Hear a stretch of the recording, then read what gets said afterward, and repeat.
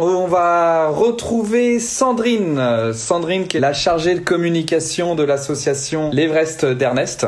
Parce qu'aujourd'hui, c'est la journée mondiale de l'autisme. Et Sandrine nous rejoint. C'est parti. Salut. Coucou. Ça va? Ouais, très bien. Mais dis-moi, j'ai l'impression que tu as un cœur sur ta joue. C'est magnifiquement rempli par mon fils. Très très beau cœur.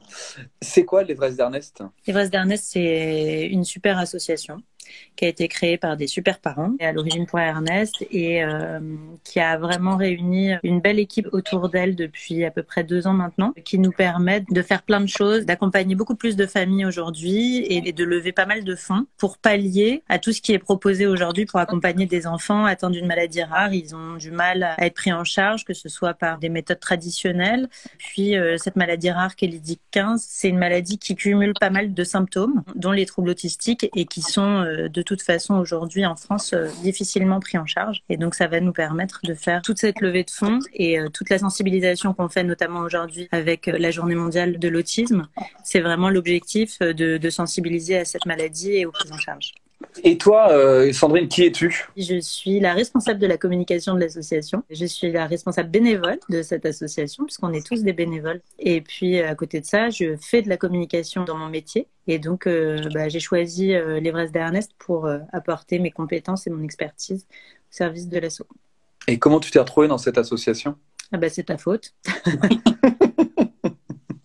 C'est la connaissance évidemment d'Ernest et de ses parents, Aurélie et Jean-Marie, qui nous a incités à se mobiliser, que ce soit toi, moi et les autres bénévoles que vous avez pu entendre aujourd'hui. Je le sais très bien, tes enfants vont bien, on va bien, nos familles vont bien. Qu'est-ce que tu fais dans cette association? J'aurais pu choisir une autre association. Depuis toujours, de toute façon, je travaille pas en communication pour des grandes marques pour vendre le maximum de fromage ou de yaourt. J'ai toujours choisi de travailler pour des clients dits d'intérêt général, que ce soit public ou parapublic. Et ce qui m'a vraiment poussée à rejoindre l'Everest d'Ernest, c'est l'envie, la motivation, l'ambition qui a été portée notamment autour du projet qu'est l'Everestival organisé par l'asso et notamment par Jean-Charles que vous avez découvert tout à l'heure. Et c'est cette dynamique qui m'a donné envie de rejoindre le mouvement et de le faire exploser. Alors là, tu parles d'Ernest, donc l'association, tu l'as rejoint pour Ernest et puis cette association, elle a pris de plus en plus d'ampleur. Exactement, mais c'était tout l'objectif en rejoignant l'association aussi. C'était de faire de cet asso une asso qui puisse servir et à Ernest et aussi à tous les autres enfants qui sont atteints par cette anomalie chromosomique, et puis aussi à d'autres enfants porteurs de handicap qui sont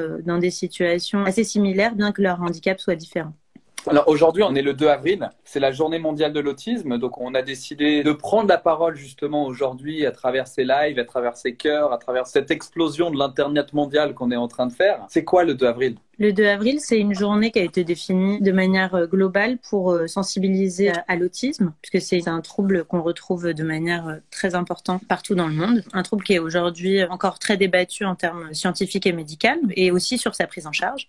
Ouais. Notre objectif à nous aujourd'hui, c'est de rappeler que l'IDIC-15, l'anomalie génétique dont souffrent Ernest, Maxence, Maëlys, Liel, Nathan, enfin tous les enfants que vous pouvez suivre et découvrir sur nos réseaux toute l'année, ils souffrent de ces troubles autistiques et que ce syndrome, c'est la première cause génétique. L'autisme peut être lié à beaucoup de choses, mais il peut aussi être lié à un problème de code génétique, et c'est le cas pour l'IDIC-15. D'accord. En fait, tu utilises cette journée mondiale de l'autisme pour faire parler de l'IDIC-15. Ouais.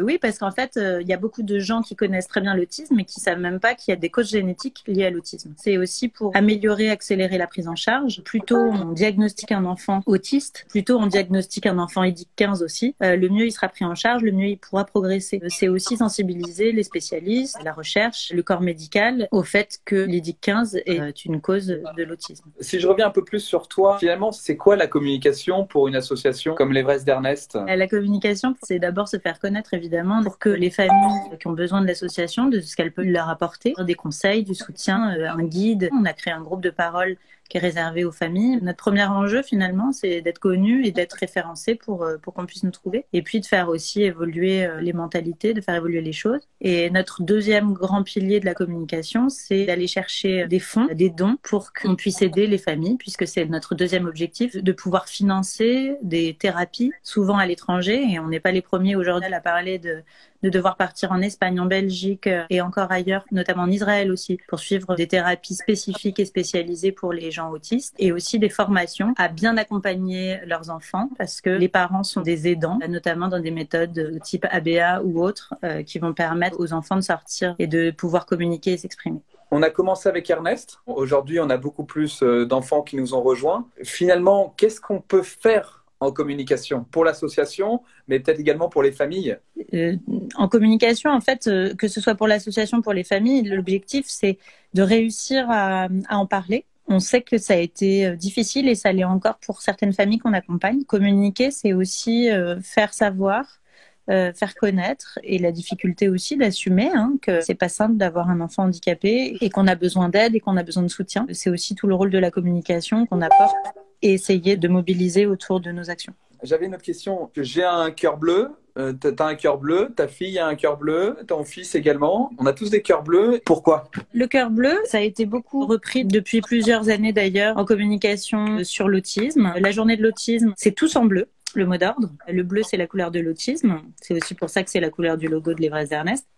Et on s'est vraiment penché sur la question de ce qu'on allait faire pour cette journée mondiale de l'autisme. On a été accompagné aussi par l'ISCOM Paris, qui est une école de communication qui nous a aidés. Ils nous ont proposé pas mal de challenges, de défis réseaux sociaux. Et c'est la première fois qu'on en lance un et je pense qu'on renouvellera parce qu'on est assez contents. Ça faisait partie de leurs idées de reprendre ce cœur bleu qu'on trouve maintenant dans tous les emojis, émoticônes de nos téléphones. Donc même si on se mettait pas de peinture sur les joues ou sur le front comme nous, on peut le faire de manière virtuelle. Et tu nous présentes des super photos de ces magnifiques enfants et adultes qui relaient le cœur bleu. Et c'est ça qui est assez chouette. Alors je les relais depuis ce matin et on travaille dessus à la fois sur Twitter, Instagram et Facebook. On a des magnifiques retours de cœur bleu qui nous sont envoyés. Ça fait chaud au cœur et vraiment plaisir parce qu'on arrive à parler de l'association.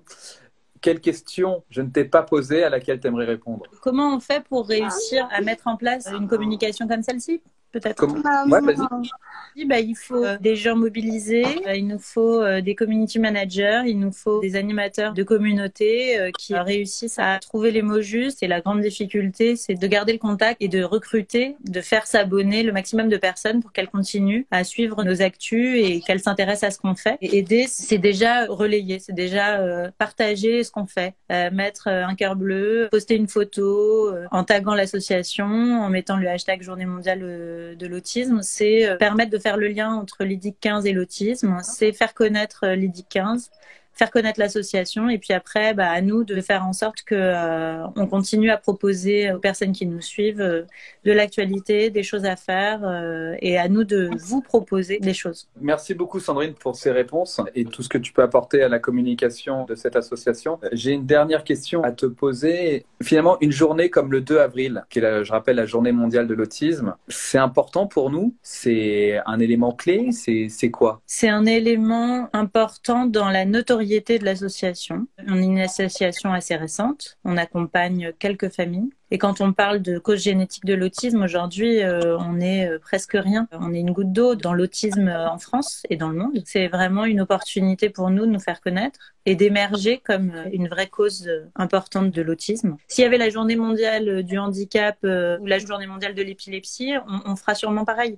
Parce que l'objectif, c'est vraiment de montrer à quel point l'IDIC 15 et les symptômes qui sont associés touchent beaucoup de monde dans le monde.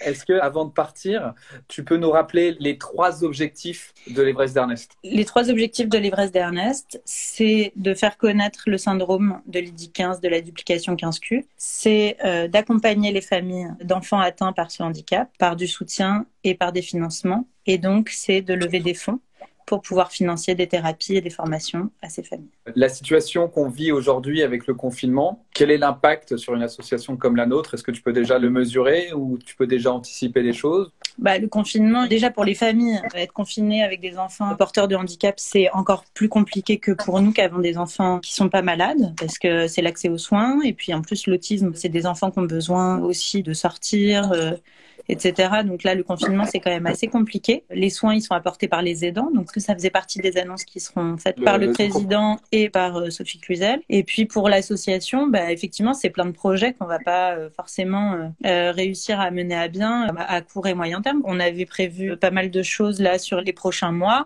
C'est des actions physiques qu'on peut pas faire. On avait une action solidaire qui était programmée le 14 et 15 mars qu'on a dû annuler. C'est la première de plusieurs et j'espère pas trop d'autres. Mais on vous tiendra au courant de notre programme.